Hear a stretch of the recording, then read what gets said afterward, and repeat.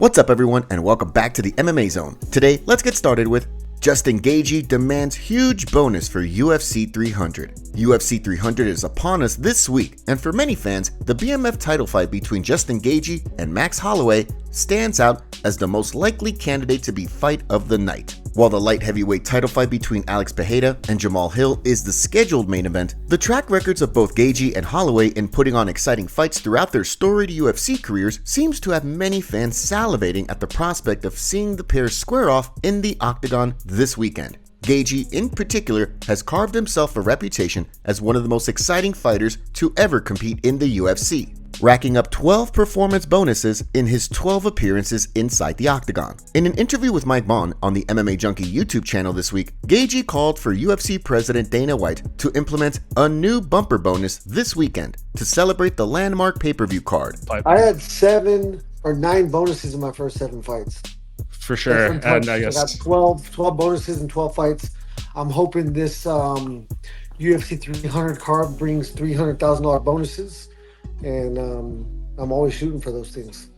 I hope so too, because they did $100,000 at UFC 100, and then I asked Dana White at the UFC 200 press conference if they could do $200,000 ones, and Daniel Cormier and Brock Lesnar were like, "Please do it," and he didn't do it. So maybe they'll change their mind this time. Was it 50 at that one? Might have been 50 or like 60 or something, but I want to say it was 50. It needs to be at least 100.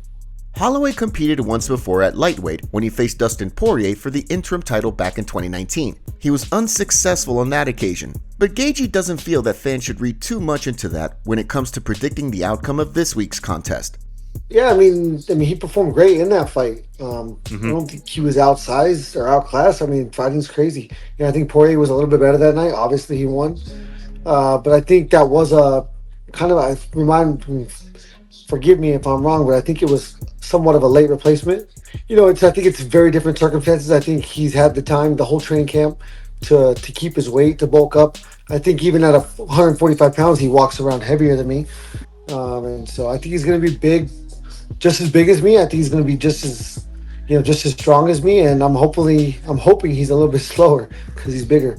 More news from the lightweight division now. Islam Makhachev releases new footage. UFC lightweight champion Islam Makhachev teased a couple of new clips of sparring footage on social media this week. The Dagestani is sporting a new look, having shaved his head recently, and fans were commenting on a variety of topics after viewing the footage, with his size being a particular talking point. That guy is huge. How the hell does he make weight? He looks massive. Bro looks like he's weighing 185 right now. Former champion Khabib Nurmagomedov can be seen coaching Islam in the videos, and some fans are convinced that this is a massive positive for the current champ's preparations. Coach Khabib back in his corner? Never losing. Khabib there to coach at the end too? Yeah, good luck to the division. Makhachev was last seen in the octagon last October when he knocked out Alexander Volkanovski at UFC 294. This was his second consecutive win over the Australian after first capturing the title in October of 2022 when he submitted Charles Oliveira. Islam is rumored to be fighting Dustin Poirier next, given that Oliveira, Justin Gaethje, and Arman Tsarukyan are all scheduled to fight at UFC 300 this weekend. We await official confirmation that Poirier will be the one getting the shot, but with both Dustin and Islam confirming that they're back in the training room, it seems we may not have to wait much longer. Next up, UFC Fight Updates. Another fight has been announced for the UFC Saudi Arabia card on June 22nd, as Saeed Nurmagomedov squares off against Montel Jackson in the bantamweight division. Both fighters come into the matchup at the Kingdom Arena carrying identical 7-2 records inside the octagon, with Jackson in particular in a hot streak of form of late. The American has won 4 fights on the bounce since losing to Brett Johns back in 2020, and will be eager to continue his charge up the bantamweight ranks. Saeed Nurmagomedov had been on a similar run before Jonathan Martinez beat him by decision just over a year ago, but he bounced back in impressive fashion with a first-round guillotine victory over Muin Gafurov at UFC 294 in October.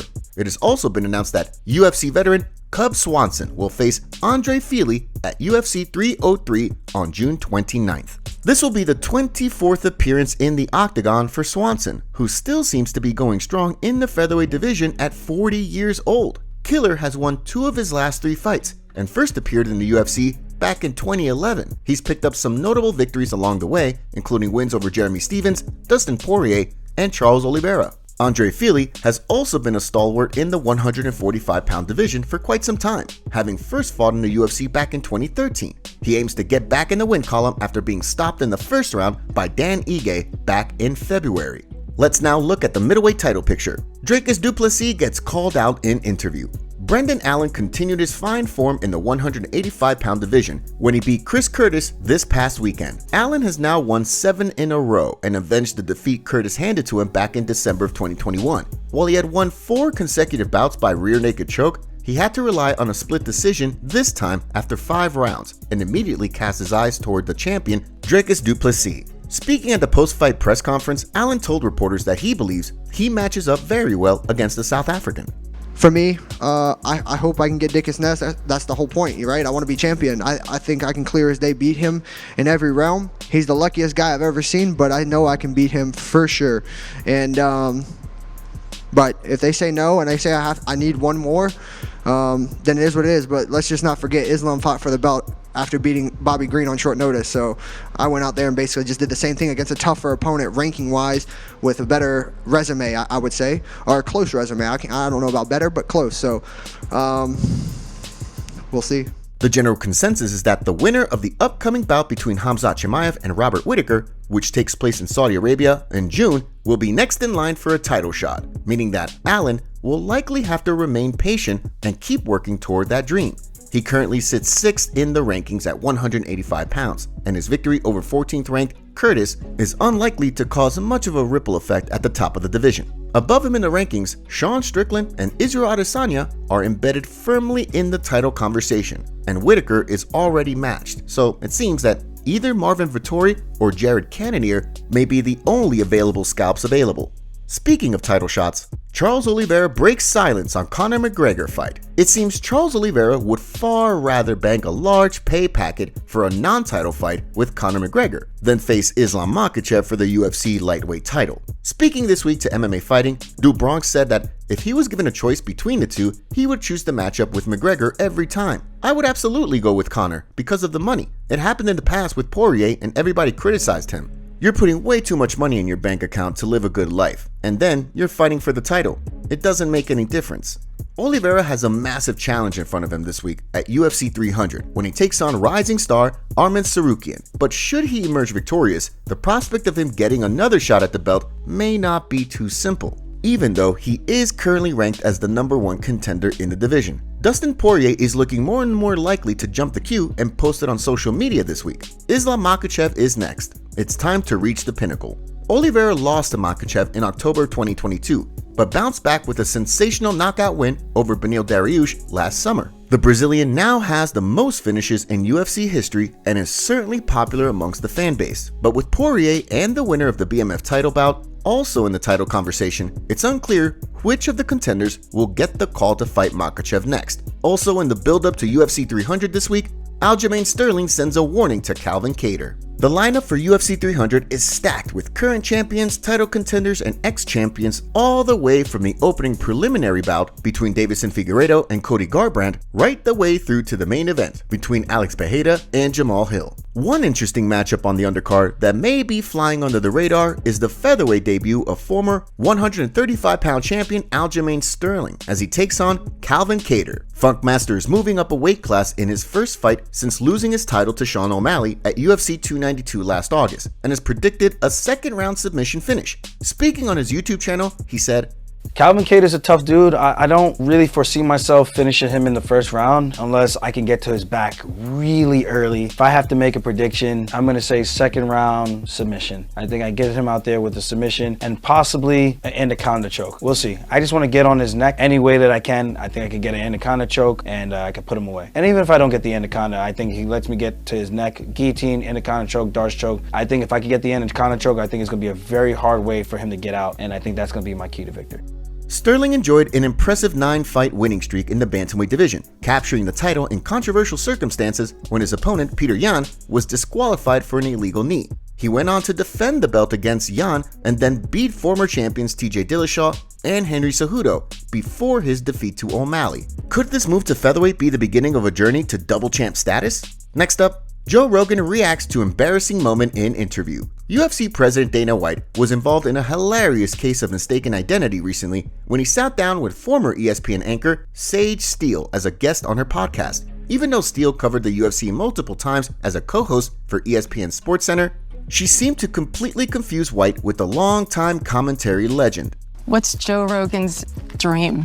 What's Joe Rogan's dream? Joe Rogan, Dana White. What's Dana White's dream? Did you just think I was Joe Rogan? I totally did. She just called me Joe Rogan.